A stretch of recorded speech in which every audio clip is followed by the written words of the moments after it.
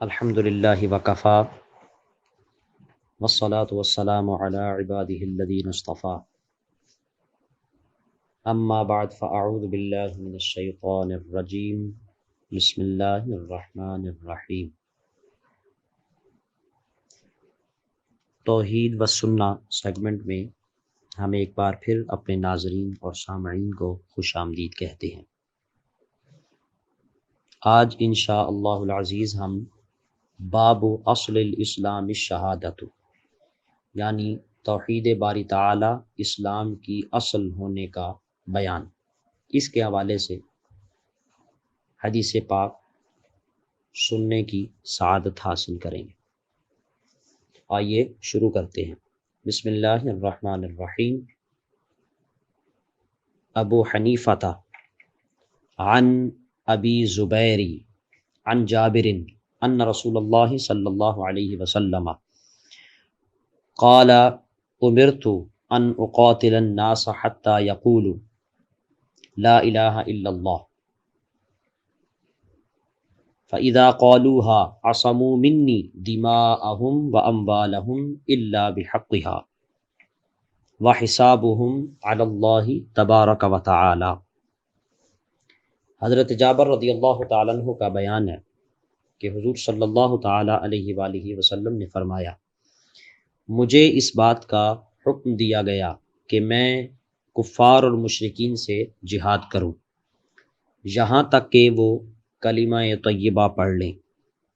جب وہ کلمہ طیبہ پڑھ لیں گے تو انہوں نے مجھ سے اپنی جانوں اور اموال کو محفوظ کر لیا، مگر شرعی طریقہ کار سے ان کا معاملہ اللہ تعالیٰ کے سپرد ہے۔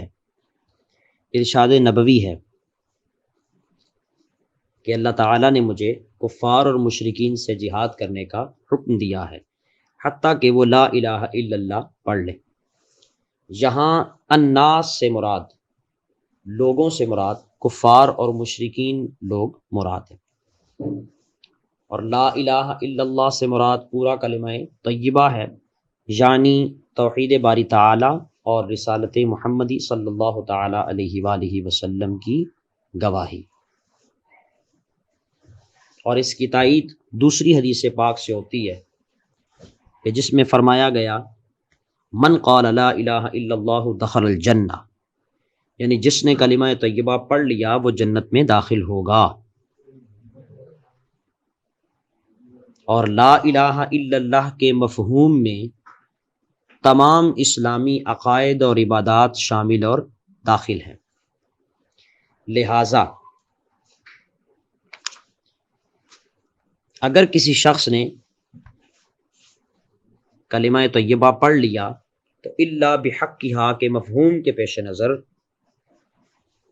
جس وقت کلمہ طیبہ ایک غیر مسلم پڑھ لیتا ہے تو اپنی جان اور مال محفوظ کر لیتا ہے، یعنی اب اس سے جہاد نہیں کیا جائے گا اور اس سے مالی نقصان نہیں پہنچایا جائے گا۔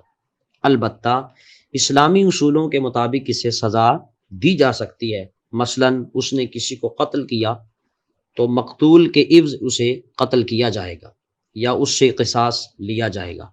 زنا کرنے کی صورت میں اسے کوڑے لگائے جائیں گے یا سنگسار کیا جائے گا، اور چوری کرنے سے اس کے ہاتھ کاٹے جا سکتے ہیں۔ علی ھذا القیاس، اسی پر دیگر قواعد و ضوابط بھی نافذ ہوں گے۔ اور فرمایا حسابہم علی اللہ، اس کی وضاحت اور تفصیل یہ ہے کہ جب کوئی غیر مسلم کلمہ طیبہ پڑھ لے تو اسے مسلمان قرار دیا جائے گا، اور اس کے بارے میں یہ تصور ہرگز درست نہیں ہے کہ اس نے دل سے کلمہ نہیں پڑھا۔ اسلام ایسے تجسس کی اجازت ہرگز نہیں دیتا، اس لیے کہ اسلامی اصول ظاہر پر نافذ ہوتے ہیں۔ اگر بالفرض اس نے دل میں نفاق رکھا تو اس کا معاملہ اللہ تعالیٰ کے سپرد کر دیا جائے گا، اس لیے کہ دلوں کا حال صرف اللہ تعالیٰ ہی جانتا ہے۔ اور حدیث مبارکہ کے الفاظ ہیں حسابہم علی اللہ، یعنی اس کا معاملہ اللہ تعالیٰ کے سپرد ہے۔ اور مفہوم اس کا یہی ہے کہ ایک لڑائی میں حضرت اسامہ بن زید رضی اللہ تعالیٰ عنہ نے کافر پر قابو پا لیا۔ اس موقع پر کافر نے کلمہ پڑھ لیا، لیکن پھر بھی انہوں نے اسے اس خیال سے قتل کر دیا کہ اس نے دل سے کلمہ نہیں پڑھا، لہٰذا یہ مسلمان نہیں ہے۔ یہ واقعہ جب بارگاہ رسالت مآب صلی اللہ تعالیٰ علیہ وآلہ وسلم میں عرض کیا گیا تو آپ صلی اللہ تعالیٰ علیہ وآلہ وسلم نے اظہار افسوس کرتے ہوئے فرمایا، اے اسامہ، کیا آپ نے کلمہ پڑھنے والے کا دل چیر کر دیکھ لیا تھا کہ اس نے دل سے کلمہ نہیں پڑھا؟ تو لہٰذا اگر کسی غیر مسلم نے کلمہ طیبہ پڑھ لیا تو ہمارے پاس کوئی بھی ایسا ترازو نہیں ہے کہ ہم اس سے از خود یہ ظاہر کر سکیں یا اس چیز کا اندازہ لگا سکیں کہ آیا اس نے دل سے پڑھا ہے یا نہیں پڑھا۔ اس چیز کا تعلق اللہ تعالیٰ کی ذات کے ساتھ ہے، وہی جانتا ہے کہ اس نے دل سے کلمہ پڑھا ہے یا نہیں پڑھا۔ ہاں، ظاہری طور پر اگر اس نے کلمہ پڑھا ہے تو پھر وہ مسلمان ہے، اس کو کافر تسلیم کرنا، کہنا یا ماننا یہ کفر ہے۔ اللہ تعالیٰ کی بارگاہ میں دعا ہے رب ذوالجلال ہم سب کو عمل کی توفیق عطا فرمائے اور قیامت تک اسلام کی دولت سے مالا مال کرے، اور اللہ پاک ہم سب کا نزاع کے وقت بھی ایمان سلامت رکھے۔ وآخر دعوانا ان الحمد للہ رب العالمین۔